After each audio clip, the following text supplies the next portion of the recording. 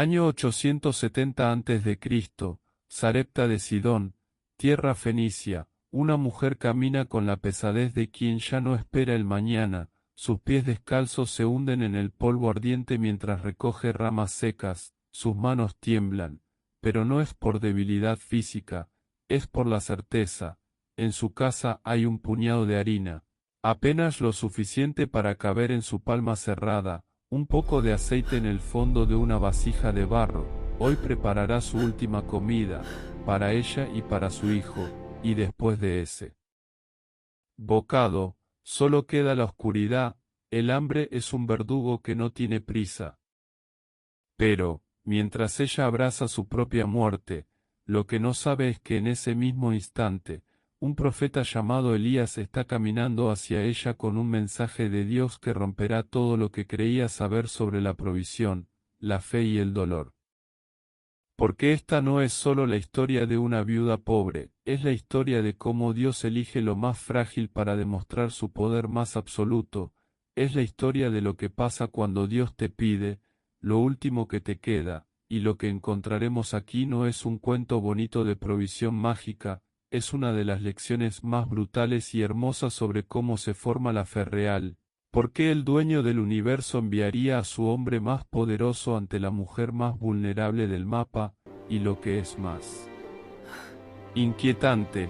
¿Por qué Dios siempre elige pedirte algo justo cuando sientes que ya no te queda nada?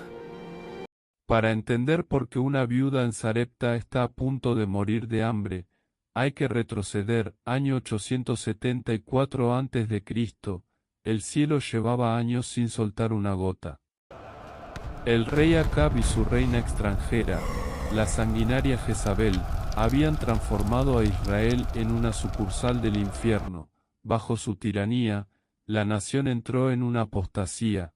Altares a Baal coronaban cada colina mientras los profetas de Dios eran pasados a cuchillo en los callejones. Israel no solo pecaba, estaba cometiendo una traición espiritual contra su propio origen.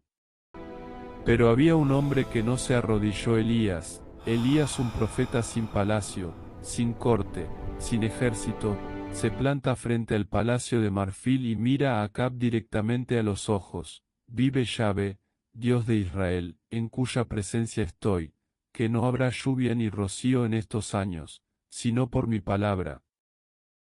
Yahvé contra Baal, el Dios vivo contra el ídolo mudo, porque Baal era el Dios de la lluvia, el Dios de la tormenta, el Dios de la fertilidad, todo su poder religioso dependía de una promesa: yo hago que llueva, yo traigo las cosechas, y Elías acababa de cerrarle la boca: vamos a ver quién controla el cielo, y el cielo se selló, pasó un mes, sin lluvia. Los campesinos miraban hacia arriba esperando nubes, nada, pasaron 2 meses, el rocío de la madrugada desapareció, las plantas que sobrevivían con la humedad nocturna comenzaron a marchitarse, 6 meses, el pasto se volvió paja, el ganado empezó a morir, primero las ovejas, luego las cabras, los bueyes cayeron de rodillas en los campos y ya no se levantaron. El olor a carne podrida bajo el sol comenzó a flotar sobre las aldeas. Un año, los pozos bajaron, las mujeres tenían que caminar kilómetros para encontrar agua turbia en el fondo de cisternas casi vacías. 2 años, los graneros se vaciaron, el trigo almacenado se acabó, las familias comenzaron a racionar una comida al día, luego una cada 2 días. Los ancianos dejaron de comer para que los niños tuvieran algo. 3 años, el hambre era una realidad cotidiana, los caminos estaban llenos de refugiados, familias enteras buscando cualquier lugar donde hubiera algo que comer, pero no había nada, porque el cielo estaba cerrado y Baal no respondía, los sacerdotes gritaban, los altares humeaban, las ofrendas se acumulaban, pero el cielo seguía de bronce. Y en medio de este colapso, Dios le habla a Elías. Primera de Reyes 17, 9. Vino a él palabra de Yahvé, diciendo: levántate, vete a Sarepta de Sidón y mora allí, tierra de Jezabel, cuna de Baal, Dios había enviado a su profeta al corazón del territorio enemigo. Dios estaba a punto de demostrar que su poder no se limita a un templo, sino que busca corazones dispuestos, incluso en medio del territorio enemigo. Imagina la escena: una viuda en el mundo antiguo no era simplemente una mujer que había perdido a su esposo, era alguien a quien se le había arrebatado el futuro. En el siglo IX a.C., una viuda no tenía identidad propia, era sombra, ella vivía de las migajas y de la caridad esporádica. Y en tiempos de abundancia, era apenas suficiente, pero en tiempos de sequía, en 3 años sin lluvia, cuando cada familia lucha por su propia supervivencia, las viudas eran las primeras en caer, porque nadie tenía obligación de alimentarlas, nadie las extrañaba, nadie registraba su muerte. Esta mujer en Sarepta conocía su lugar en el orden de las cosas. Pero aquí es donde Dios le da una orden a Elías: he mandado allí a una mujer viuda que te sustente. Detente un segundo, analiza lo absurdo del mandato. Dios no envía a su profeta a un granero real, ni a la mesa de un mercader próspero de Fenicia, lo envía a la casa de quien no tiene nada, la que no tiene pan, debe alimentar al hombre de Dios. Dios no está buscando recursos para sostener a Elías.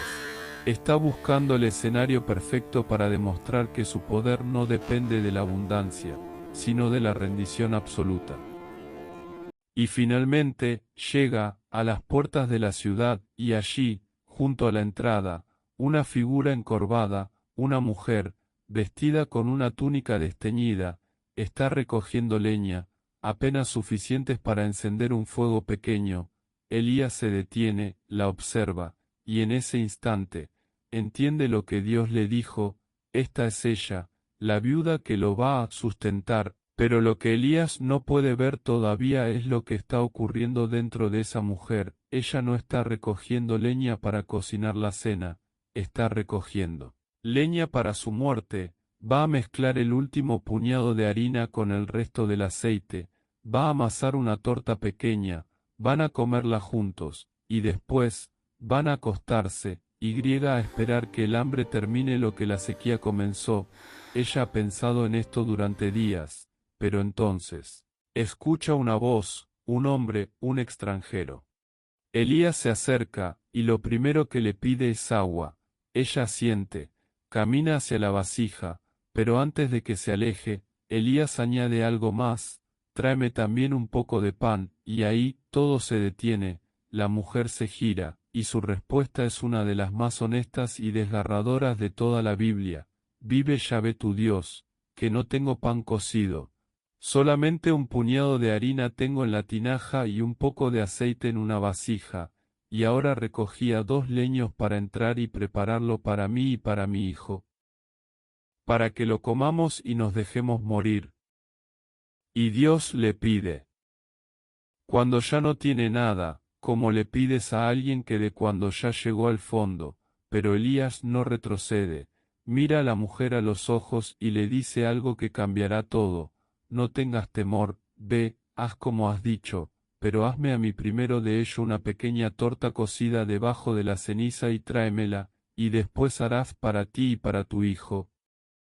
Y luego Elías añade la promesa: la harina de la tinaja no escaseará ni el aceite de la vasija disminuirá hasta el día en que Yahvé haga llover sobre la faz de la tierra. Y ahí está la prueba: aferrarse a lo poco que tiene, o confiar en la palabra de un Dios que todavía no ha probado nada. Y aquí viene el acto más radical de fe de todo el Antiguo Testamento. Ella obedece, camina de regreso a su casa, toma el puñado de harina, el último, mezcla el aceite, hace el pan y se lo da. En ese momento, ella no solo entregó comida, entregó su miedo, entregó su control, entregó su último recurso, y Dios vio. Y entonces, en la penumbra de esa cocina, ocurre lo imposible. La harina no se termina, el aceite no se agota, sucede como un susurro constante, día tras día, semana tras semana, pero Dios no llenó el almacén, llenó el día. No hubo una abundancia exagerada, no hubo un exceso que le permitiera a la viuda dejar de mirar al cielo, la tinaja nunca estuvo llena hasta el borde. Si ella hubiera intentado acumular para el mes siguiente, solo habría encontrado el fondo de barro, pero cuando buscaba para el hoy, siempre, sin falta, encontraba lo suficiente. Dios no estaba enseñándole a ser independiente, le estaba enseñando a ser dependiente. Cada mañana, ella metía la mano en la tinaja y sentía el roce polvoriento de la harina. Cada tarde, inclinaba la vasija y veía el hilo dorado del aceite, pero nunca era tanto como para que pudiera permitirse el lujo de olvidar de dónde venía su sustento. ¿Alguna vez te has preguntado por qué Dios no resuelve todos tus problemas financieros o emocionales de un solo golpe? ¿Por qué te da lo justo para sobrevivir a la semana en lugar de darte la seguridad para los próximos 10 años? La respuesta es, porque Dios prefiere la relación sobre los recursos. Él sabe que, en nuestra naturaleza humana, el exceso nos vuelve autosuficientes y la autosuficiencia nos vuelve distantes. Él no quiere ser tu cajero automático, quiere ser tu fuente, prefiere darte el pan nuestro de cada día para asegurarse de que vuelvas a su mesa mañana. Y ahora, hay comida, hay estabilidad en medio del caos nacional, pero la fe que ha sido alimentada por la harina, ahora está a punto de ser probada por el silencio más negro que una madre puede soportar. Aconteció que después el hijo de la viuda cayó enfermo, y su enfermedad fue tan grave que, de pronto, no quedó en el aliento. El niño muere, el mismo niño que fue rescatado de las garras de la hambruna por un milagro diario, ahora yace frío sobre una cama, la mesa está llena, hay pan para hoy y para mañana, hay aceite suficiente, hay provisión milagrosa. Pero de nada sirve tener pan sobre la mesa si ya no hay vida para comerlo. Y ella se levanta, camina hacia donde está Elías, y lo que dice es la voz de una madre rota que necesita culpar a alguien porque el dolor es demasiado grande para contenerlo. Versículo 18. ¿Qué tengo yo contigo, varón de Dios? Has venido a mí para traer a memoria mis iniquidades y hacer morir a mi hijo. Elías no responde con un sermón, toma el cuerpo inerte, lo carga hasta el aposento alto y cierra la puerta. Él clama con desesperación, Yahvé, Dios mío, aún a esta viuda has afligido. Es el profeta entregando su propio aliento en una súplica. Y se tendió sobre el niño 3 veces, y clamó a Yahvé y dijo, Yahvé, Dios mío, te ruego que hagas volver el alma de este niño a él. Y Yahvé oyó. El niño respira, los párpados se abren, la muerte retrocede. Elías lo toma en sus brazos, baja las escaleras y se lo entrega a su madre, pero lo que resucita en ese momento es mucho más que un cuerpo, es la verdad absoluta en el corazón de la viuda. Sus palabras son la llave. Ahora conozco que tú eres varón de Dios, y que la palabra de Jehová en tu boca es verdad. Porque esa es la paradoja más profunda de toda la historia. Dios no permitió la muerte del niño a pesar de la fe de la viuda, la permitió para profundizar esa fe, para llevarla a un nivel de confianza que la provisión diaria nunca podría alcanzar. La harina y el aceite le enseñaron dependencia, pero la muerte y la resurrección le enseñaron algo más grande. Le enseñaron que Dios no solo es proveedor, es restaurador, no solo suple lo que falta, reconstruye lo que se rompe.